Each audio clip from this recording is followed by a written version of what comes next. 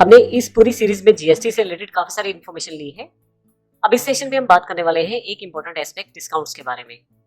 Discount किस प्रकार से जीएसटी में बिहेव करेगा और किस प्रकार से हमें इसकी एंट्रीज करनी है, इन सब की जानकारी इस सेशन में हम लेने वाले हैं। सबसे पहले मैं बता दूं आपको कि डिस्काउंट्स है क्या।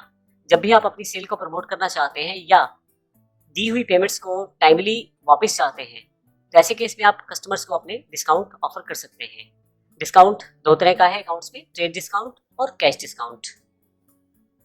तो जब भी आपको अगर कोई आप ऐसा ऑफर करते हैं जिससे आपकी सेल्स बढ़ जाए, तो वह डिस्काउंट मोटे तौर पे ट्रेड डिस्काउंट कहलाता है। अब इसमें कस्टमर की बार्गेनिंग शामिल है, आप जो मोल भाव करते हैं सामान लेते समय वो शामिल है, और ट्रेड डिस्काउंट की एंट्री अकाउंट्स में नहीं होती। अब इसमें अगर मैं एग्जांपल यहाँ लूँ, 5,000 रुपये का मान लीजिए माल है और मोल भाव के बाद उसका रेट 48 रुपये हमने दिया है, तो 200 रुपये हमने डिस्काउंट प्राप्त किया है एक तरह से। और यदि हमने किसी कस्टमर को दिया है जब ये 48 रुपये का माल, तो उसके लिए यह 200 रुपये बेनिफिट है, परंतु इसकी किसी भी तरह की एंट्री अकाउंट्स में नहीं रहेगी। एक्चुअल में उसका जो परचेज माना जाएगा वो 48 रुपये ही माना जाएगा, यानी कि 5,000 में से 200 रुपये डिस्काउंट काट के ही जो एक्चुअल प्राइस आएगा वही हमारा जो है परचेज माना जाएगा, यानी कि 48 रुपये। तो इस तरह के डिस्काउंट को ट्रेड डिस्काउंट कहते हैं और इसकी एंट्री अकाउंट्स में नहीं होती। दूसरे टाइप का डिस्काउंट जो है उसे कैश डिस्काउंट कहते हैं, जिसको नॉर्मल ट्रेडिंग भाषा में सीडी भी कहते हैं। जब आप अपने कस्टमर्स को उधार सामान देते हैं और आप ये चाहते हैं कि मुझे टाइम पे मेरी पेमेंट वापस आ जाए, तो ऐसे केस में आप सीडी ऑफर कर सकते हैं ताकि आपकी जो पेमेंट है जल्दी या जब आप चाहते हैं जिस हिसाब से वापस आ जाए।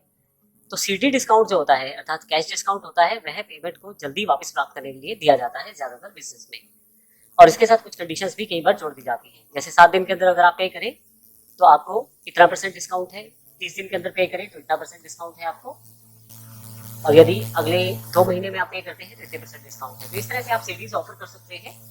जैसे उदाहरण हमने यहाँ लिया है, 2% अगर मैं सीडी देता हूँ ऐसे डेटर को जो मुझे इस हफ्ते में पे बैक कर देता है, तो मान लीजिए किसी डेटर से मैंने 20,000 रुपये लेने हैं और 2% सीडी मैंने कैश डिस्काउंट दिया है और वह ये कह देता है कि मैं आपको पेमेंट कर देता हूँ उस हफ्ते में, तो ऐसे केस में 2% जो होगा 20,000 रुपये का सीडी अर्थात कैश डिस्काउंट मिलेगा उस पर्टिकुलर डेटर को। यानी कि मान लीजिए 20,000 रुपये लेने थे तो 2% 400 रुपये हो गए, तो इस कारण से हमें मिले 19,600 रुपये और उस डेटर को मिल गया 400 रुपये का सीडी डिस्काउंट। तो इस तरह के डिस्काउंट को कैश डिस्काउंट कहते हैं और इसकी एंट्री अकाउंट्स में की जाती है। आने वाले सेशन में हम देखेंगे ट्रेड डिस्काउंट और कैश डिस्काउंट में मुख्यतः और क्या क्या फर्क है और फिर इनकी एंट्रीज भी देखेंगे। धन्यवाद।